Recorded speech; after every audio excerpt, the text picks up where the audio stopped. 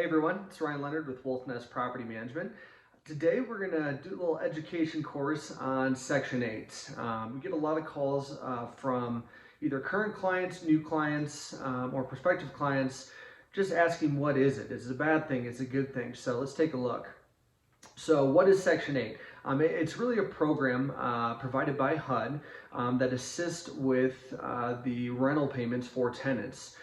Depending on the situation, tenants can qualify for up to 70% of that rent to be paid for by this program, and then the tenant is responsible for the remaining portion. So what that means is that HUD sends the landlord or the property manager a check each month for 70% of the rent or up to that, and then the tenant would be responsible for paying the rest. So the landlord or the property manager would be collecting the remaining portion of that rent from the tenant. Now, the good thing about Section 8, a lot of people are just concerned about it. They don't want to have a tenant on Section 8, and at the end of the day, it's guaranteed rent.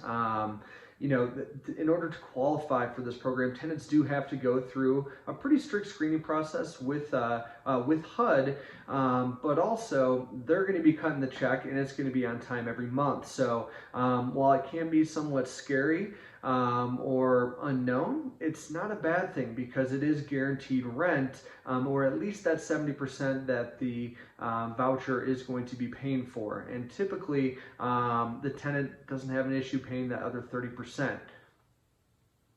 Now, as far as risk or mitigation, anything like that, there is a program for property managers or landlords. It's kind of an incentive, meaning if a tenant causes damage to the property, and this is damage that exceeds normal wear and tear, so like a hole in the wall, or just destroyed the carpet or the flooring, that's something that they will be able to help offset through their program. So don't feel like, oh, the tenant doesn't have the money to pay for all of the rent, they're getting support from this program, how am I going to hold them accountable for damage?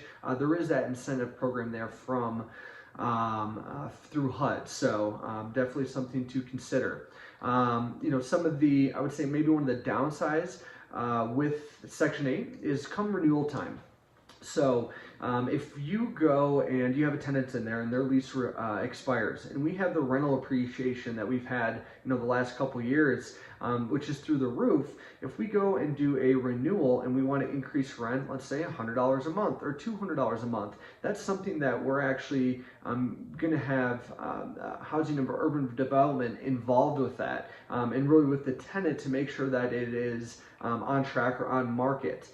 Meaning if just because they're on Section 8, they're paying $1,500 a month, and you want to increase rent to $2,500 a month after that lease expires, they may deny that, meaning HUD will say, unfortunately, we're not going to be paying for that increase, even if it is warranted and on market, meaning the tenant would be responsible for the difference. So they'll say that we think market rent is X, tenant will pay 70% of that, and you will be responsible for the remaining portion. So screening really does come into play here to make sure that, okay, do they have the funds to pay for that increase? But keep in mind, just because a tenant may be on Section 8, it's not a bad thing. But also, as a leasing company or as a landlord, you still want to do the same screening policies that you do for all your other tenants, looking at credit, employment verification, background checks, credit checks, all of that, landlord reference checks. If they don't pass any of those or fall below the criteria that you have set, doesn't mean you have to use them. So again, it's something you want to look into. The best thing to protect your investment property, if you're looking at accepting a tenant that's on Section 8, or if you have any questions, call a property management company. We work with a handful of tenants that are on Section 8, and we've had some great experiences. We've had some okay experiences. So definitely something to reach out, get some input from a professional manager, and see if it could be a good fit for you. So again, here's all my contact information, email, phone. Give me a call. If you've got someone that's applying that has a Section 8 voucher and you want to just kind of discuss the pros and cons, give me a call. Happy to discuss it with you, and have a great day. Thanks.